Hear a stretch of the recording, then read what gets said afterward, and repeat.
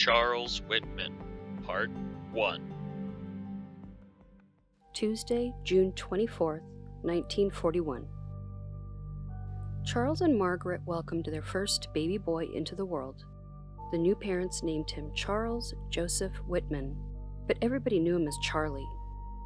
Charlie became a big brother to Patrick 4 years later and to John 4 years after that. Who were Charles and Margaret, aka Mom and Dad?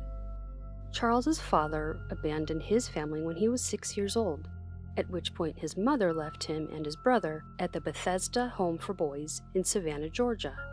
He lived at the orphanage for 9 years and thereafter became a successful, self-employed plumber. Charles had been discarded by both of his parents, or at least that's how it would have felt. At 6 years old, he would have been far too young to make sense of all the questions.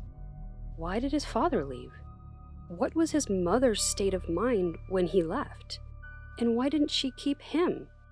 I love you was suddenly gone. For Charles, love meant loss.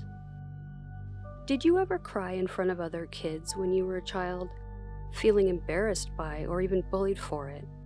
Charles was left in an orphanage with other children who also had no loving parents. I can guess with near certainty that crybaby type names were tossed his way until he shut those emotions off, at which point he likely did the same to other kids. His formative years were spent in more of a child holding pen than with any sort of nurturing emotional development. The adults would have been mainly concerned with keeping the herd of boys in line as they waded through adolescence trying to prove their worth. After leaving the orphanage, Charlie became well off rather quickly, a self-made man with his own tangible business. His personal success story was something that he held in high regard. Money, house, wife, sons.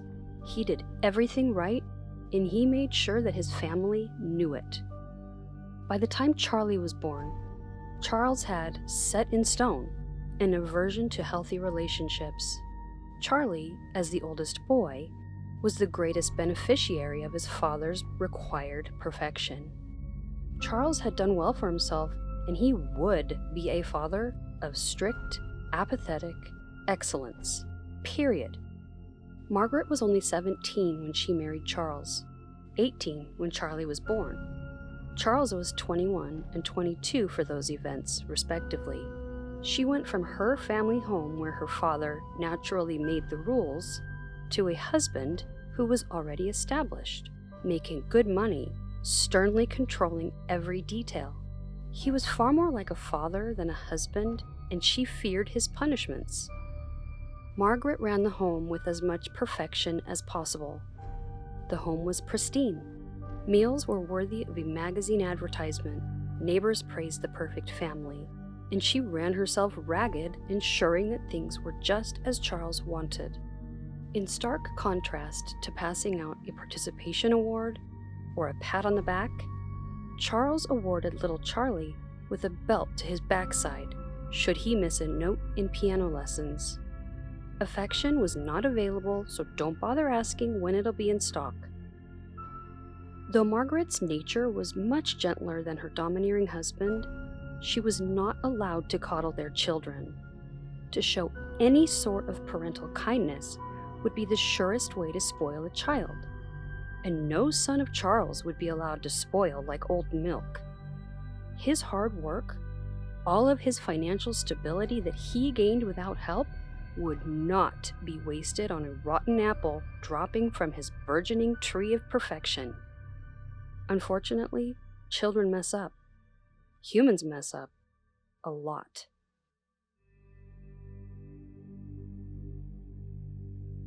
Charlie's childhood.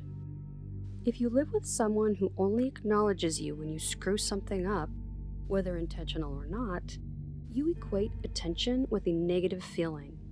And if that same person ignores you when you do something correctly or even exceptionally well, hard work and goodness just feels empty. You don't learn to never make mistakes. That's unattainable. You learn to lie. You learn to hide problems. You learn to hide you. You don't get the same satisfaction as others may when something you did goes well, and you certainly don't seek out approval or praise from the person you know will point out something that could have gone better. It's not worth the feeling of being crushed. Charlie figured out how to manage as Charles's son as a very young boy. He grew up with a gun in his hand. He went hunting as often as it took for him to lose feeling when targeting a helpless animal. In an interview by the Federal Bureau of Investigation, Father Joseph LeDuc expressed his impressions of young Charlie. From that report, Father LeDuc advised he first became acquainted with Charlie Whitman when Charlie was about 8 or 9 years of age. Charlie was an altar boy at the Sacred Heart Parish, Lake Worth, Florida. Charlie's father was very demanding in the rearing of his children. Charlie's father did not have any church affiliation. Charlie and his 2 brothers were influenced in their religious life by their mother. Charlie was aggressive on his own toward improving himself in the scout troop and in obtaining rank. Charlie became an Eagle Scout at around the age of 12 and was at the time the youngest boy to have become an Eagle Scout. Father LeDuc knows that Charlie's father was very persuasive in having Charlie obtain the rank of Eagle Scout. Father LeDuc and the institution sponsoring the Boy Scout troop objected to Charlie's pushing so hard to become an Eagle Scout, but his father was so persistent in urging Charlie toward this goal. During the first 5 years of acquaintance with Charlie, Father LeDuc stated that Charlie was constantly biting his nails. To Father LeDuc's knowledge, Charlie's father had always been an avid lover of weapons and taught his children to shoot at an early age. Charlie had always indicated much interest in weapons and was a marksman at an early age. Charlie always appeared to have resentment toward his father. Charlie's father was very strict in rearing his children and desired perfection from them. Charlie was well behaved. He had to be. Whether in scouting, piano lessons, school, or in his duties as an altar boy, he was always seen as the best. When he was young, Charlie's IQ was tested, and the results were 139. A score of 140 is seen as indicating genius-level intelligence. Discovering that his child was extremely intelligent only meant that Charles expected more of him, and the best possible was the only option available in everything he was required to do. Unfortunately for Charlie, this made for a stressful, non-stop childhood. As a teenager, Charlie stayed out for an hour too late one night. He'd become accustomed to doing what was expected of him at all times, and that night, when he was offered alcohol, he took it without a thought. When he arrived home, his father beat him to the point of passing out. He fell into the family's swimming pool and nearly drowned.